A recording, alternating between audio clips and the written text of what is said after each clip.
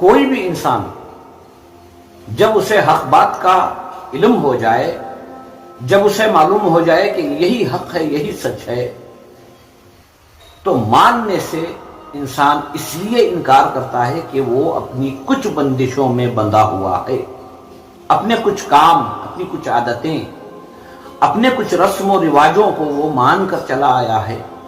وہ اسے چھوڑنا نہیں چاہتا۔ جب انسان میں ماننے کی صلاحیت آ جائے، یقیناً وہ اللہ کی طرف رجوع ہو جاتا ہے۔ لیکن جس کے اندر ضد ہے، جو اپنے پرانے رسم و رواجوں کو یا اپنی پرانی عادتوں کو بدلنا نہیں چاہتا، وہ یقیناً حق سے محروم ہو جاتا ہے۔ پرانے رسم و رواجوں کو چھوڑنا نہیں چاہیں گے، ہمارے پرانے رویے کو ہم چھوڑنا نہیں چاہیں گے، تو کلام پاک کا سننا یا واعظ و نصیحت کا سننا ہم پر کوئی اثر کرنے والا نہیں۔ اللہ سے دعا کرو جو حق ہمیں معلوم ہو چکا ہے، اس حق کو جان کر، پہچان کر، اس کے مطابق ہمیں استقامت کے ساتھ عمل کی توفیق عطا فرمائے۔